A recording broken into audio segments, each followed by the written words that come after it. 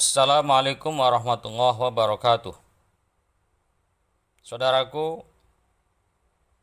sejak polemik nasab ini ramai dan mencuat di permukaan,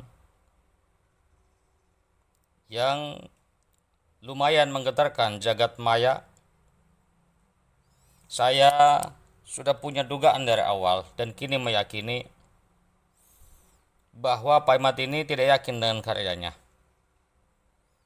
Kalau yakin, seharusnya Pak Imat konsen dengan hujah-hujah yang tertulis dalam karyanya, memberikan penjelasan, memberikan edukasi kepada masyarakat, bukan bernarasi dari panggung ke panggung, dari mimbar ke mimbar, dan terkadang bahkan sering bernarasi di medsos dengan yang tidak ada hubungannya dengan hujah-hujah yang tertuang dalam karyanya. Dugaan saya dalam hal ini bersayap. Terkadang muncul husnudzon. Terkadang pula menutupi husnudzon, suudzon saya, dugaan jelek saya. Husnudzon saya pun bersayap.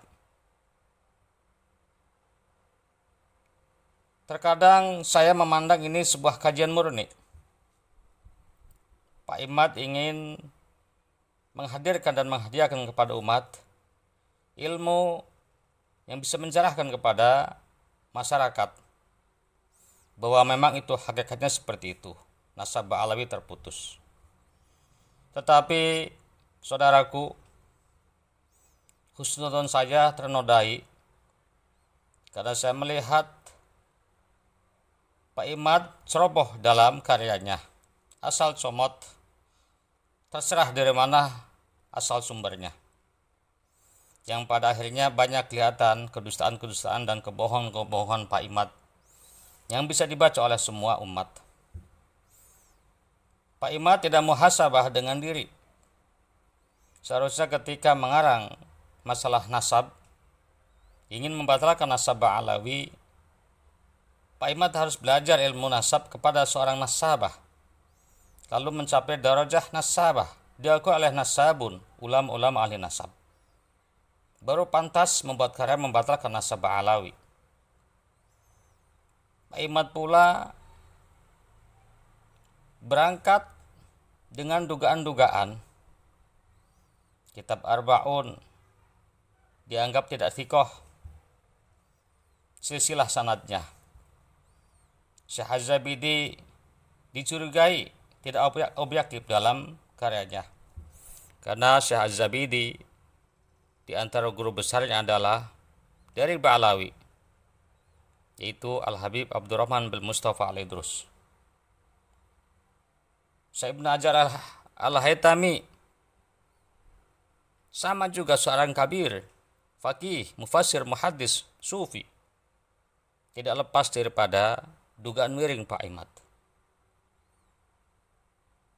Gus Rumel Abbas, yang itu historian, pergi kemana tempat mencari manuskrip, mencari fakta dan data untuk memberikan sesuatu yang fakta dan itu ilmiah, itu pun dicurigai. Jadi semua yang berseberangan itu dianggap berbeda. Yang berbeda itu dianggap salah dan keliru dan dicurigai. Inilah yang menodai husnudzon saya kepada Pak Imat, kalau memang ini adalah sebuah kajian murni untuk mencerahkan kepada umat. Satu sisi husnudzon saya tidak bisa sampaikan di kesempatan ini. Dan saya tengok sisi sebelah, yaitu suudzon saya, dugaan jelek saya kepada Pak Imat ini. Kalau ini bukan kajian murni. Kenapa? Karena Pak Imat datang dengan dalil-dalil dan hujah-hujah ketika dinarasikan di mimbar, di atas panggung, ataupun dalam tuangan-tuangan karya tulisnya. yang tidak ada hubungannya dengan karya tulis yang itu membatalkan nasabah alawi. Mempermasalahkan fatwa yang dalilnya lemah dan pakai dalil cocokologi. Ketika ada fatwa Habib Utsman bin Yahya bahwa Syarifah tidak kufu dengan akhwal, yang ditanggapi oleh Pak Ahmad ini adalah tradisi Yahudi menseket-seket antara suku dan kabilah. Dianggap satu kabilah lebih asyraf, lebih mulia dibanding yang lainnya. Padahal ini fatwa punya dasar dan ada madhab yang senafas dengan fatwanya Habib Utsman bin Yahya. Mengaitkan perilaku oknum lalu disematkan kepada satu klan, oknum yang dawir, yang teler, dan juga yang lainnya. Pak Imad dan para pemujanya melakukan framing busuk, membuat framing adanya kuburan palsu bikinan Habaib Ba'alawi, padahal itu adalah hoak dan dipastikan itu dusta yang nyata. Membuat framing Ba'alawi pemalsu sejarah, padahal dalam sejarah ada berbeda pendapat, itu biasa. Segudang contoh dalam sejarah mesti ada yang berbeda. Kenapa harus memakai istilah pemalsu sejarah? Lalu membuat framing adanya seorang Habib menikahi istri kiai. Dan itu pun narasi hambar. Dan narasumbernya tidak bisa bertanggung jawab, muncul di media.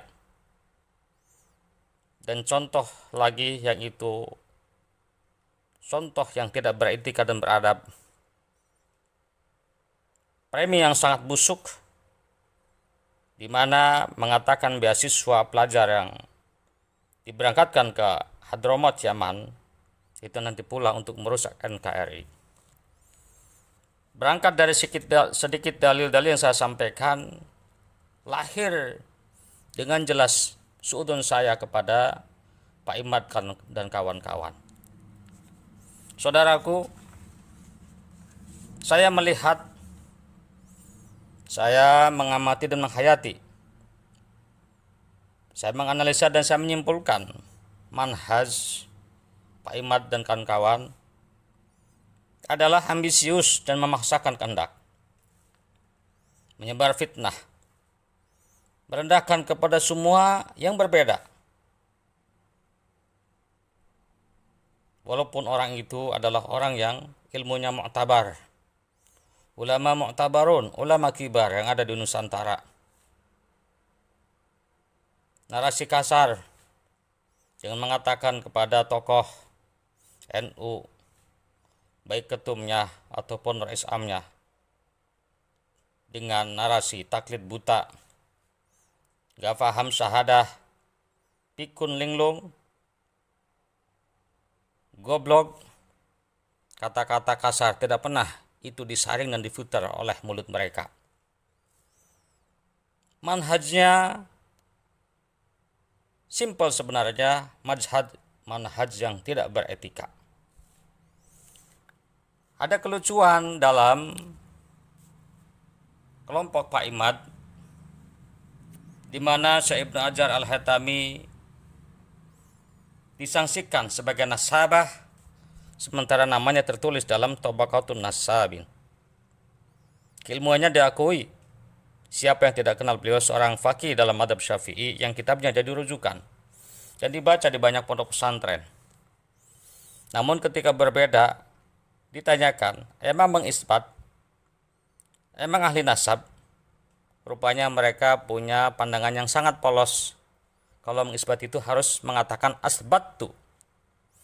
Saya tetapkan, ana musbitun. Saya adalah orang yang menetapkan.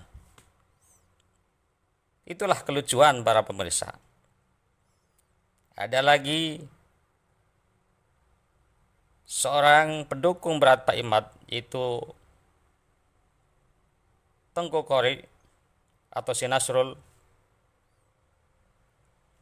Dia mengatakan, sampaikan salam saya kepada Ki Haji Miftahul Akhyar. Allah berucap dijaga. Sementara di lain waktu dia mengatakan Ba'alawi jahannam, jahannam Ba'alawi. Ba'alawi tidak punya ilmu, ilmunya di pantat. Sakhawi itu bocah bocil. Banyak narasi-narasi sumbang yang digongkan, yang disampaikan oleh mereka. Ini sangat lucu. Orang bilang jeruk makan jeruk. Ternyata omongannya sebenarnya menyasar pada dirinya untuk bisa menjaga mulut, jangan asal kecap dan ucap. Saudaraku, natijahnya dari apa yang saya paparkan tadi, dilihat dari semua sisi, apapun niatnya, apapun caranya, kesimpulannya cara mereka salah. Mereka mengaku anak kandung NU. Mereka sekarang merasa dianaktirikan oleh kiai-kiai sebuah NU. Ini pun saya menganggap ini sebuah kelucuan dari mereka. Ulama NU dari dulu sangat dekat dan akrab dengan habaib. Ulama NU bergandengan dengan habaib. Ulama dan habaib bersinergi dalam memajukan NU. Dan habaib Ba'alawi banyak berperan di situ. Paling tidak kalau saya mengikuti bahasa mereka, adalah peran mereka Ba'alawi dalam mendukung NU dan membangun NU. Kalau dalam pandangan saya, Ba'alawi punya jasa besar dalam NU. Saudaraku, ciri khas Pak Imad CS ini, mereka itu romangsa. Romangsa paling ngerti, paling teliti, paling hati-hati, paling tahu. Semua yang berbeda pasti salah dan dianggap keliru. Ciri khas mereka itu apa? Romangsa. Romangsa paling nasionalis, religius, paling humanis. Semua yang berbeda pasti diringkus dan diberangus. Ciri mereka apa? Ciri khas mereka romangsa, paling benar, paling pintar. Semua yang berbeda pasti dihajar. Dianggap goblok, pikun, dan lilung. Inilah ADRT sekte Imadiyah. Yang mana sebenarnya hakikatnya adalah pecahan daripada Wahabi. Stoplah mengaku anak kandung NU dan merasa dianaktirikan. Sebab NU sangat beretika. Ulama NU sangat beretika, mengajarkan etika-etika kepada anak-anak kandungnya. Ta'zim kepada yang lebih tua. Ta'zim kepada yang lebih alim. Romangsa diri, tahu diri, muhasabah. Masalah nasab Ba'alawi yang misbatan itu ulama-ulama mu'tabarun yang ahli dalam bidangnya. Ulama mu'tabarun yang ahli dalam bidangnya. Dari semua aliran atau aliran yang berbeda dengan NU juga sama ada yang mengisbat nasab Ba'alawi. Seperti Syekh Mahdi Ar-Rajai, seorang Syi'i tetapi mengakui nasab Ba'alawi. Jadi dalam masalah nasab, jangan hubungkan dengan aliran yang berbeda. Karena ini sesuatu yang tidak ada hubungannya dengan masalah ubudiyah kita seperti sholat ataupun yang lainnya. Saudaraku, sudah jelas ya dari cara-cara mereka, sepak terjang mereka sangat jauh dengan NU dan mereka tidak pantas mengaku anak kandung NU. Seharusnya mereka gentle dan berterang-terangan disuarakan dengan suara yang menggema dan bengkak. Kami adalah sekte Imadiyah yang punya cara dan pandang yang berbeda dengan yang lainnya. Saudaraku, kenapa mereka seperti ini? Ini semuanya berangkat dari urat saraf mereka yang sudah putus. Urat malunya sudah tidak nyambung lagi. Itulah hasil analisa dan pandangan saya. Bisa benar, bisa juga salah. Silakan saudara menilai sendiri. Sejarah akan mencatat, sejarah akan mengingat siapa yang benar di antara kita. Wa inna aw iyyakum la'ala hudan aw fi dhalalim mubin. Dan sesungguhnya kami atau kalian yang ada pada kebenaran, pada hudan petunjuk, atau dalam kesesatan yang nyata. Sekian. Assalamualaikum warahmatullahi wabarakatuh.